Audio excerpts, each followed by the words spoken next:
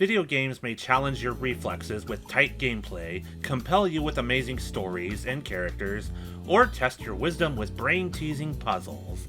And then there are games that are cozy, sometimes caricatured interpretations of real life known as simulators. Nowadays, there is a simulator for just about every part of daily life. But simulators' first hold on the entertainment industry were in the form of digital pets like Tamagotchis.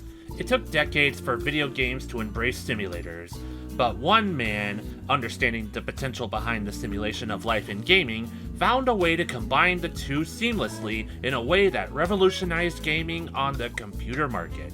His name is Will Wright. Growing up, he was drawn to games that were simple to explain, but difficult to master. His biggest inspiration to his future career was not from a computer or an arcade cabinet, but a board game, the oldest board game in history, Go. It has an amazingly simple set of rules, but yet the strategies in it are so complex, and so from that, I've always been fascinated with the idea that complexity can come out of such simplicity. Wright grew up studying computers, leading to his interest in Conway's Game of Life, an early cellular automation developed by John Conway of the University of Cambridge. This interest would lead to a desire to program computer games. He opted not to program for Apple computers due to his inability to keep up with the different updates that other game developers were able to keep up with, so his approach was to program a game using the Commodore 64. By studying the C64 Programmer's Reference Guide, he managed to design his first game, Raid on Bungling Bay. Raid on Bungling Bay would be influenced by his childhood love for helicopters, his memory of riding in one with his dad during a local state fair, and his favorite television show, Mutual of Omaha's Wild Kingdom. While originally exclusive to the C64, the game would be ported to the Nintendo, and in Japan on the MSX and arcades as part of the Famicom Versus lineup. The game was a moderate success. It was an even bigger success in Japan due to the game being one of the first North American developed titles published in the country. Wright, on the other hand, found more joy in the level editing aspect of the game. Improving on the level editing would lead to the development of his next game, SimCity. SimCity would focus on simulating urban development built off the programming that helped bring the world of Raid on Bungling Bay to life. SimCity would also be the first game to implement Wright's philosophy of games, where games don't necessarily need a winner or a loser. This approach made publishers hesitant to release the game. In order for SimCity to reach the public, he teamed up with an entrepreneur with aspirations for entering the game industry, Jeff Braun. The two met over beer and pizza and would agree to start a new company to help SimCity get published, Maxis. After reaching a deal with Borderbund, publisher of Raid on Bungling Bay, who initially had the rights to the software used to develop SimCity, the game would be released in 1989 for all the at-the-time computers used for gaming. Nintendo's Shigeru Miyamoto expressed interest in porting the game to the Super Nintendo, and through then Nintendo of America chairman Howard Lincoln and President Minoru Arakawa, offered a $1 million check and $1 per copy sold for a Super Nintendo port. This port would be released in 1991 in Japan, and North America as one of the continent's launch titles, and Europe in 1992. The success of SimCity would lead to more building simulators from Maxis: Sim Earth, Sim Ant, Sim Life, SimCity 2000, and SimCopter. Although the Maxis catalog sold over 3 million copies going into the spring of 1996, Maxis had trouble keeping up with its own success. By the end of 1996, Maxis was losing money, and the games that had come out after SimCity, many of them were developed with strict deadlines and cost-cutting measures to ensure that the game could be released in enough time to give Maxis a chance to profit off their release. The stress of keeping Maxis afloat affected the release of SimCopter when former developer Jacques Servin responded to the crunch and demands of his management by secretly adding clearly homosexual content into the game, which would only show on his birthday, his boyfriend's birthday, and any time the 13th of the month fell on a Friday. Servin reveals that the idea and funds to pull off this Easter egg came from RTMark, an activist group that focuses on anti-consumerism. This secret did little to sway consumers though. Simcopter managed to keep Maxis afloat mainly due to the appeal of SimCity 2000 users being able to import their cities into Simcopter, giving them a full 3D appearance. But going into 1997, Maxis was still struggling, more so due to the company morale being at an all-time low and with only one major title in the works, SimCity 3000. The game was nowhere close to being ready despite the demand for the game's release. Wright was faced with a tough choice. Release the game as is and risk the reputation of Maxis on a game likely to be critically panned, or delay the game, plummeting profits and expectations for Maxis. It seemed like a lose-lose situation for Wright, Maxis, and all of its employees until they became acquired by Electronic Arts in the summer of 1997 for $125 million. Luke Bartlett, who was an executive at EA for the San Mateo offices, became the general manager for Maxis after the acquisition. He quickly learned how much Maxis had been struggling and urged the team to scrap what would have been a fully 3D but poorly received SimCity 3000 and make SimCity 3000 into a game that played like 2000 with quality of life improvements, led by EA's Lucy Bradshaw. The game would be released in 1999 without any rush to meet any deadlines, becoming one of the best-selling PC games of that year. The success of SimCity 3000 and Maxis' partnership with EA would make things easier for Wright to finish a project he had been working on since 1991.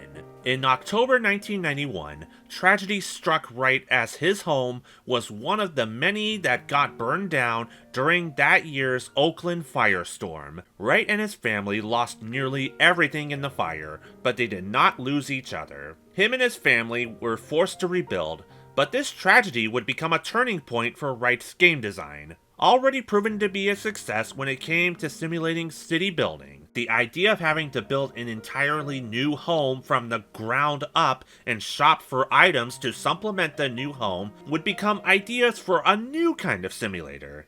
Wright would also be guided by John Robinson and Jeffrey Godby's informative research book, Time for Life: The Surprising Ways Americans Use Their Time, a study based on the idea that Americans had way more to do in their spare time in modern times when compared to how people lived over 30 years ago at the time of publication. The project was worked on under the title Project X, and the people Wright showed off the project to were not optimistic of its chances in the market.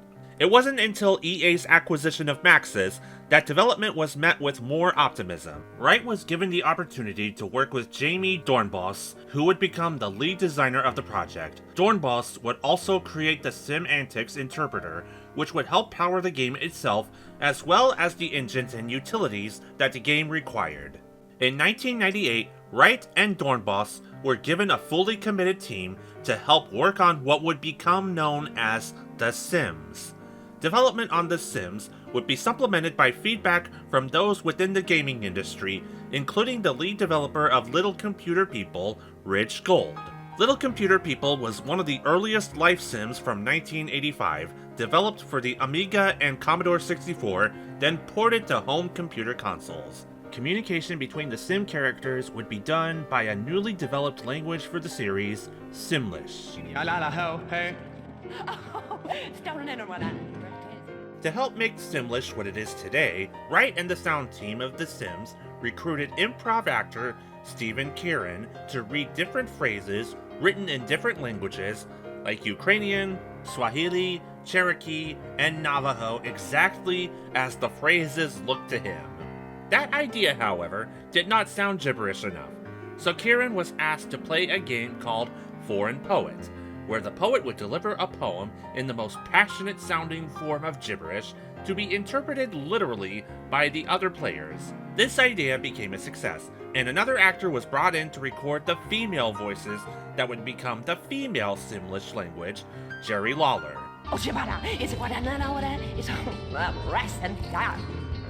Kieran and Lawler would end up in recording booths, exchanging nonsensical gibberish between each other, setting the standard for how Simlish would sound for the franchise. During a demonstration of the game at E3 1999, 2 of the female Sims characters in the game ended up falling in love and kissing on screen while audiences looked on in shock. Same-sex representation in games was extremely rare during this time. The shock of seeing a same-sex couple in a game that was supposed to be the next evolution of the popular Sims franchise only elevated interest in the game much further. But same-sex kissing wasn't a totally spontaneous moment. It had already been coded in the game that romance was not limited to heterosexual couples. Patrick J. Barrett, another developer from EA who joined the Sims development team, noticed that there was initial debate on whether or not characters in The Sims could be gay. Ultimately, love won, based on the assumption that if the Sims characters were to model all aspects of human life, homosexuality could not be excluded. Barrett coded the in-game relationships the Sims characters could develop with one another, and that included the option for characters to fall in love regardless of gender. However, Barrett made sure that ultimately the players still got to ensure what kind of relationship their Sims characters would have to avoid any 2 people from falling in love just by being around each other. At the time, it wasn't considered normal to be gay or lesbian. Some even saw it as dangerous. But in The Sims, it was normal and safe to be a gay person. It was the first time we could play a game and be free to see ourselves represented within. It was a magical moment when my first same-sex Sims couple kissed. I still sometimes wonder how in the world I got away with it. The Sims would be released in February 2000 for the PC and Mac, followed by a release on the PlayStation 2, GameCube, Xbox, and Linux in 2003. Over the course of the next 3 years, The Sims would be updated with different expansions, starting with the Living Large expansion in August 2001, and ending with the Making Magic expansion in October 2003. Critical reception to the game was very positive, with most of the praise going to how easy to approach the game is for all casual audiences, and how appealing the game is to both men and women. The Sims became the best-selling computer game in the year 2000 and 2001. In 2002, The Sims would become the highest-selling computer game at the time, breaking the record previously held by the 1993 Myst. The Sims would also become a game, later a franchise, that would help make some players discover and embrace their sexual orientation while bringing together members of the LGBTQIA+ community over the course of the entire Sims franchise. The Sims franchise would continue in 2004 with the release of The Sims 2 and its 8 expansions released over the course of the preceding 4 years. The Sims 3 would follow with a release in 2009 with 11 expansions released over the course of the preceding 4 years, and would become the first Sims game to expand on the support of gay Sim couples by allowing them to actually get married in the game. Lastly, The Sims 4 was originally released in 2014 and continues to receive expansions and updates to this day, becoming a free-to-play title in October 2022. Each mainline Sims title would be regarded as one of the best games of its original release year.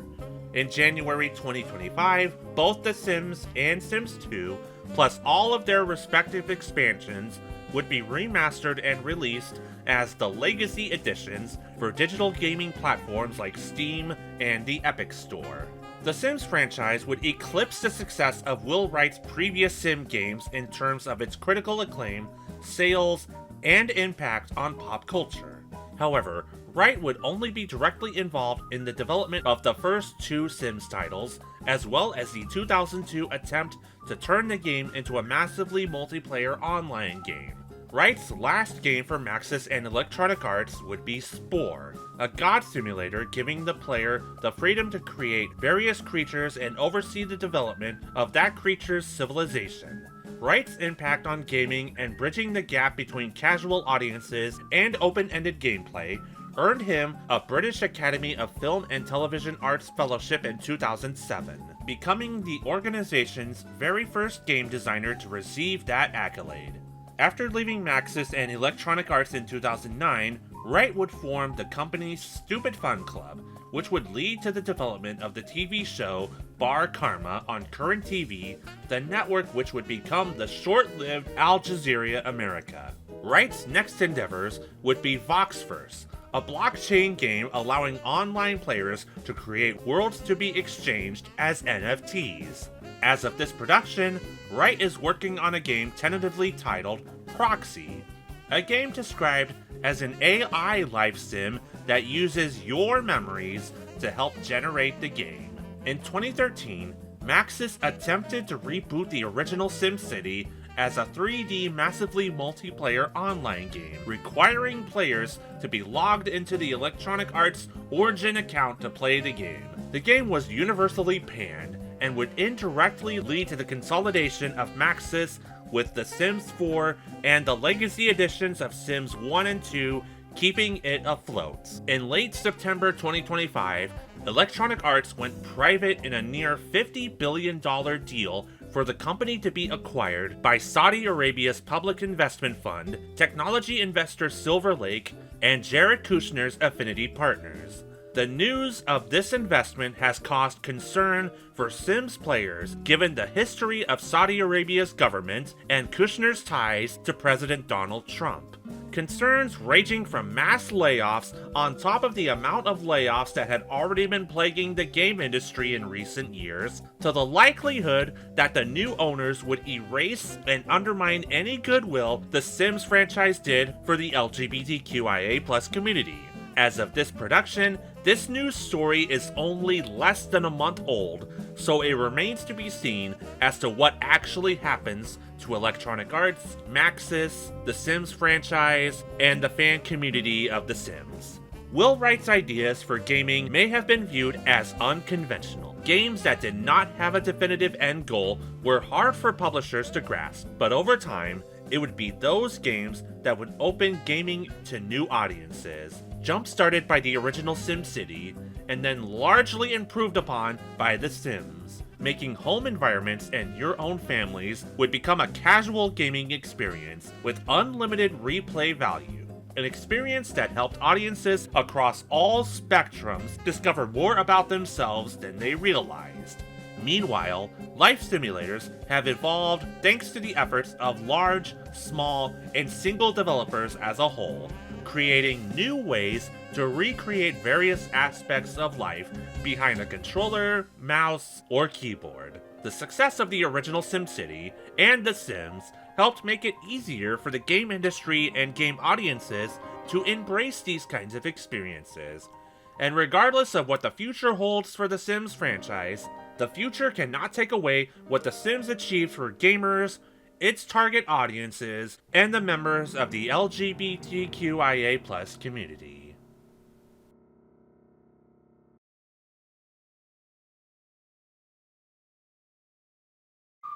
It's evening in America, and across this great land, young men and women are coming together through the power of the internet with one common goal: to whoop each other's booties. Sega Dreamcast games are now online, unleashing the ultimate horror, your fellow Americans. Jack into SegaNet through your Dreamcast console and join your countrymen in the virtual arena. Play NFL 2K1 and cream for meatheads you've never even met. Play NBA 2K1 and school some farm boy without suffering the scent of livestock. Or play Quake 3 and waste some Jersey punk from the sanctity of your own home. And so, America, SegaNet is born. And suddenly we are one proud nation, indivisible, united in the pursuit of whoopin' booty. Shining sea.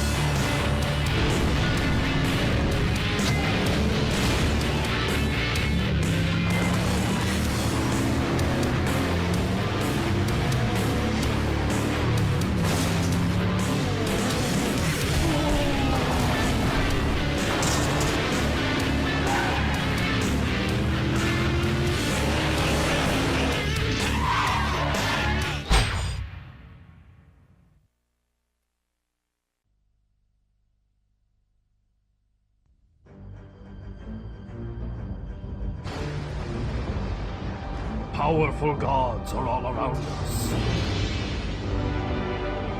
From the heavens, Zeus vanquishes threats to his dominion.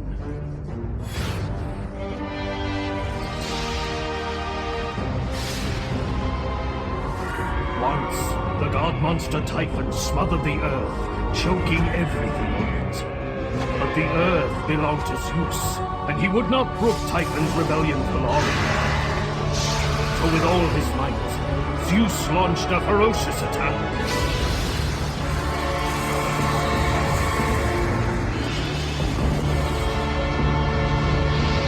And when the battle was over, an inferno remained. The fire quickly spread, reducing everything in its path to embers, leaving the land barren and lifeless in its wake. What could possibly contain this immortal fire? Finding his answer, Zeus trapped the flames under a mountain, preventing them from consuming the world.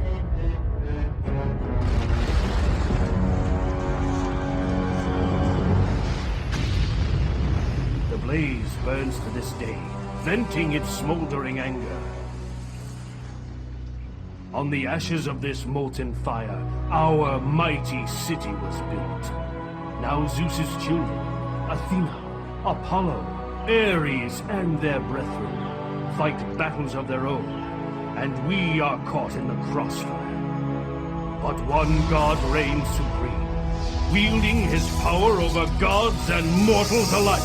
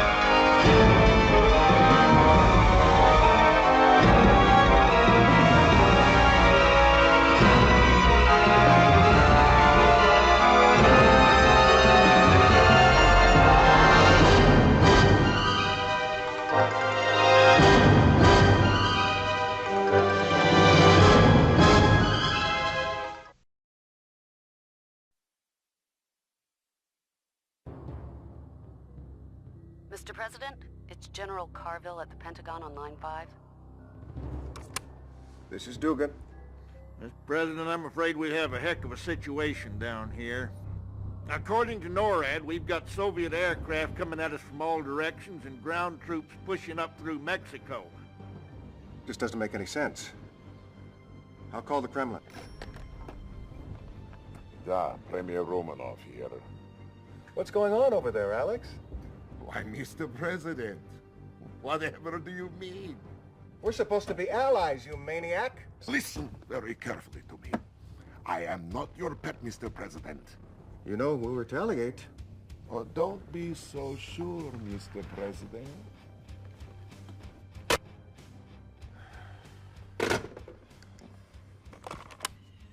Sir, it's time to hit back. Make it happen. Yes, sir. Is it done, Yuri? No, Comrade Premier. It has only begun.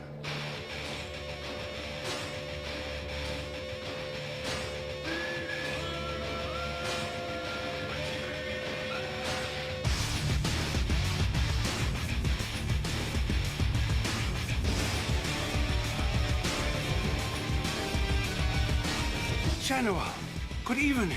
Congratulations, Comrade General. I hope you're rested and ready, Commander. I need you out there.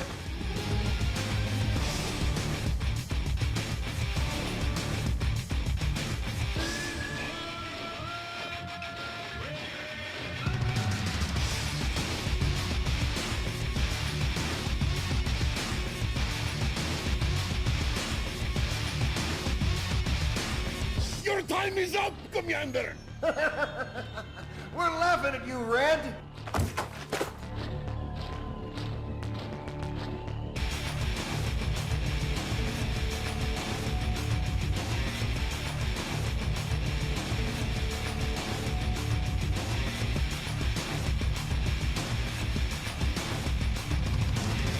what a great threat you are to your enemies. Let's end this war.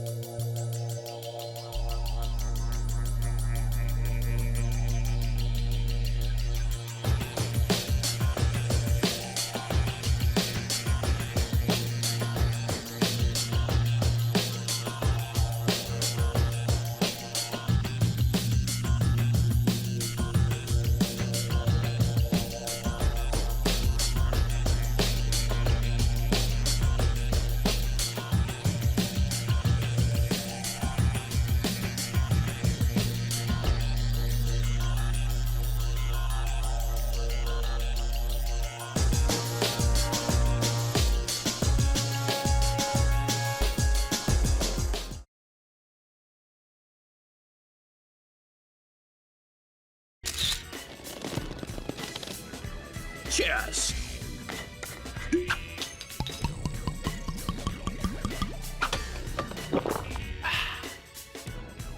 Okay.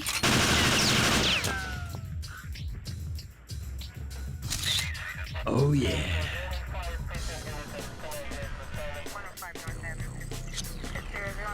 That's right.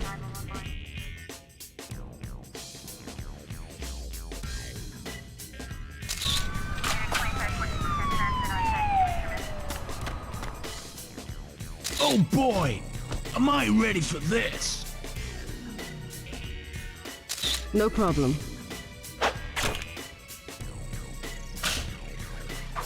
Let's go.